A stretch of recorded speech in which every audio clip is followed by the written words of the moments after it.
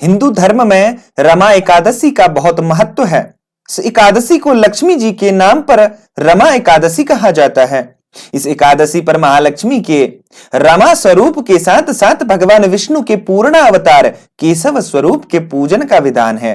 यह चातुर्मास की अंतिम एकादशी है। इस एकादशी के व्रत प्रभाव से जीवन में सुख समृद्धि आती है। एकादशी व्रत के नियमों का पालन दशमी के दिन से ही शुरू हो जाते हैं। अतः दशमी के दिन सूर्यास्त के बाद भोजन ग्रहण नहीं करना चाहिए।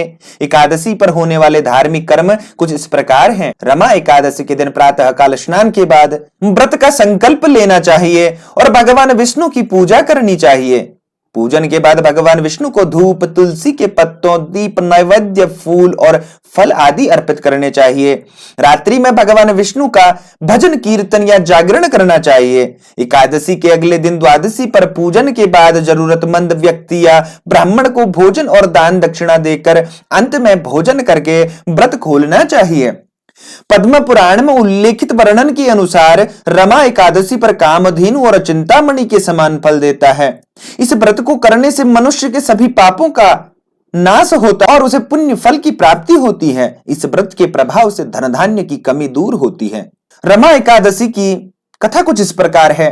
धर्मराज युधिष्ठिर कहने लगे, भगवान कार्तिक एकादशी का नाम क्या है, इसकी विधि क्या है, इसके करने से क्या फल मिलता है, सो आप विस्तार पूर्वक बताइए। भगवान श्री कृष्ण बोले, कार्तिक कृष्ण पक्ष की एकादशी का नाम रमा एकादशी है। यह बड़े बड़े पापों का नाश करने वाली है। इसका महात्म्य मैं तुमसे कहता हूं, ध्यान पूर्वक सुनो। हे राजन, प्राचीन काल में मुचकुंद नाम का एक राजा था। उसके इंद्र के साथ मित्रता थी और साथ ही यम, कुबेर, वरुण और विभीषण भी उसके मित्र थे। यह राजा बड़ा धर्मात्मा, विष्णु भक्त और न्याय के साथ साथ राज करता था। उस राजा की एक कन्या थी जिसका नाम चंद्रभागा था। उस कन्या का विवाह चंद्रसेन के पुत्र शोभन के साथ हुआ था। एक समय वह शोभन ससुराल आया। उन्हीं दिनों जल्दी ही पुण्यदायिनी एकादशी रमा भी आने वाली थी। जब व्रत का दिन समीप आ गया तो चंद्रभागा के मन में अत्यंत सोच उत्पन्न हुआ कि मेरे पति अत्यंत दुर्बल हैं और मेरे पिता की आज्ञा अति कठोर है। दशमी को राजा ने ढोल बजवाकर सारे राज्य में यह घोषणा करवा दी कि एकादशी को भोजन नहीं करना चाहिए। ढोल की घोषणा सुनते ही शोभन को अत्यंत चिंता हुई। अपनी पत्नी से कहा, हे प्रिय, अब क्या करना चाहिए? मैं किस प्रकार भी भूख सहन नहीं कर सकूंगा। ऐसा उपाय बताओ कि जिससे मेरे प्राण बच सके, अन्यथा मेरे प्राण अवश्य चले जाएंगे। चंद्रभागा कहने लगी, हे स्वामी, मेरे पिता के राज में एकादशी के दिन कोई भी भोजन नहीं करता। हाथी, घोड़ा, ऊंट, बिल्ली, गौ आदि भी तृण, अन्न, जल आदि ग्रहण नहीं कर सकते।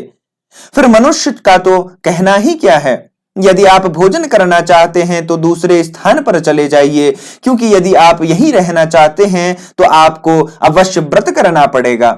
ऐसा सुनकर शोभन कहने लगा, हे प्रिय, मैं अवश्य व्रत करूंगा। जो भाग्य में होगा वह देखा जाएगा। धर्मराज युधिष्ठिर द्वारा कार्तिक कृष्ण एकादशी का नाम, इसकी विधि, उसका फल कैसे मिलता है, यह मिलता है, विस्तार पूर्वक बताइए। ऐसा पूछने पर भगवान श्री कृष्ण बोले कि कार्तिक कृष्ण पक्ष की एकादशी का नाम रमा है। यह बड़े बड़े पापों का नाश करने वाली है।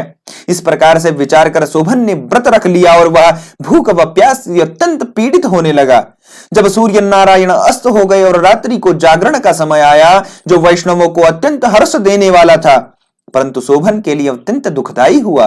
प्रातःकाल होते ही शोभन के प्राण निकल गए। तब राजा ने सुगंधित काष्ठ से उसका देह संस्कार करवाया, परंतु चंद्रभागा ने अपने पिता की आज्ञा से अपने शरीर को दग्ध नहीं किया और शोभन की अंत्येष्टि क्रिया के बाद अपने पिता के घर में ही रहने लगी। रमा एकादशी के प्रभाव से शोभन को मदरांचल पर्वत पर धन धान्य से युक्त तथा शत्रुओं से रहित एक सुंदर देवपुर प्राप्त हुआ। वह अत्यंत सुंदर रत्न और दैवर्य मणि जटित स्वर्ण को खंभों पर निर्मित अनेक प्रकार के स्फटिक मणियों से सुशोभित भवन में बहुमूल्य वस्त्राभूषणों तथा छत्र व चंवर से विभूषित गंधर्व और अप्सराओं से युक्त सिंहासन पर आरूढ़ ऐसा शोभायमान होता था जो मानो दूसरा इंद्र विराजमान हो। एक समय मुकुचुंद नगर में रहने वाले एक सोम शर्मा नामक ब्राह्मण तीर्थ यात्रा करता हुआ घूमता घूमता उधर जा निकला और उसने शोभन को पहचान कर कि यह तो राजा का जमाई शोभन है, उसके निकट गया। शोभन भी उसे पहचान कर अपने आसन से उठकर उसके पास आया और प्रणामादि करके कुशल प्रश्न किया। ब्राह्मण ने कहा कि राजा मुकुचुंद और आपकी पत्नी कुशल से हैं। नगर में सभी प्रकार कुशल हैं, परंतु हे राजन, हमें आश्चर्य हो रहा है। आप अपना वृत्तांत कहिए कि ऐसा सुंदर नगर जो न कभी देखा न सुना आपको कैसा प्राप्त हुआ। तब शोभन बोला कि कार्तिक कृष्ण की रमा एकादशी का व्रत करने से मुझे यह नगर प्राप्त हुआ, परंतु यह अस्थिर है, यह स्थिर हो जाए, ऐसा उपाय कीजिए। ब्राह्मण कहने लगा कि हे राजन, यह स्थिर क्यों नहीं है और कैसे स्थिर हो सकता है, आप बताइए, फिर मैं अवश्यमेव यह उपाय करूंगा। मेरी इस बात को आप मिथ्या न समझिए। शोभन ने कहा कि मैं इस व्रत को श्रद्धा रहित होकर किया है, अतः यह सब कुछ अस्थिर है। यदि आप मुकुचंद की कन्या चंद्रभागा को यह सब वृत्तांत कहें तो यह स्थिर हो सकता है। ऐसा सुनकर उस श्रेष्ठ ब्राह्मण ने अपने नगर लौटकर चंद्रभागा से सब वृत्तांत कह सुनाया। ब्राह्मण के वचन सुनकर चंद्रभागा बड़ी प्रसन्नता से ब्राह्मण से कहने लगी, हे ब्राह्मण, ये सब बातें आपने प्रत्यक्ष देखी हैं या स्वप्न की बातें कह रहे हैं? ब्राह्मण कहने लगा, हे पुत्री, मैंने महावन में तुम्हारे पति को प्रत्यक्ष देखा है, साथ ही किसी से विजय न हो ऐसा देवताओं के नगर के समान उनका नगर है। उन्होंने यह भी कहा कि यह स्थिर नहीं है, जिस प्रकार वह स्थिर रह सके सो उपाय करना चाहिए। चंद्रभागा कहने लगी, हे विप्र, तुम मुझे वहां ले चलो, मुझे पतिदेव के दर्शन की तीव्र लालसा है। मैं अपने किए हुए पुण्य से उस नगर को स्थिर बना दूंगी। आप ऐसा कार्य कीजिए जिससे उनका हमारा संयोग हो, क्योंकि वियोग को मिला देना ही पुण्य है। सोम शर्मा यह बात सुनकर चंद्रभागा को लेकर मदनांचल पर्वत के समीप वामदेव ऋषि के आश्रम पर गया। वामदेव जी ने सारी बात सुनकर वेद मंत्रों के उच्चारण से चंद्रभागा का अभिषेक कर दिया। तब ऋषि के मंत्र के प्रभाव और एकादशी के व्रत से चंद्रभागा का शरीर दिव्य हो गया और दिव्य गति को प्राप्त हुई। इसके बाद बड़ी प्रसन्नता के साथ अपने पति के निकट गई। अपने प्रिय पत्नी को आते देखकर शोभन अति प्रसन्न हुआ और उसे बुलाकर अपनी बाईं तरफ बिठा लिया। चंद्रभागा कहने लगी, हे प्राणनाथ, आप मेरे पुण्य को ग्रहण कीजिए। अपने पिता के घर जब मैं 8 वर्ष की थी, तब से विधि पूर्वक एकादशी के व्रत को श्रद्धा पूर्वक करती आ रही हूं। इस पुण्य के प्रताप से आपका नगर स्थिर हो जाए तथा समस्त कर्मों से युक्त होकर प्रलय के अंत तक रहेगा। इस प्रकार चंद्रभागा ने दिव्य आभूषणों और वस्त्रों से सुसज्जित होकर अपने पति के साथ आनंद पूर्वक रहने लगी।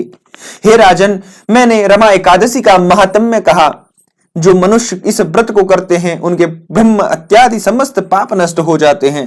कृष्ण पक्ष और शुक्ल पक्ष दोनों की एकादशियां समान हैं, इनमें कोई भेदभाव नहीं है, दोनों समान फल देती हैं। जो मनुष्य इस महात्म्य को पढ़ते अथवा सुनते हैं वह समस्त पापों से छूटकर विष्णु लोक को प्राप्त होते हैं। इति शुभम। श्री राधे।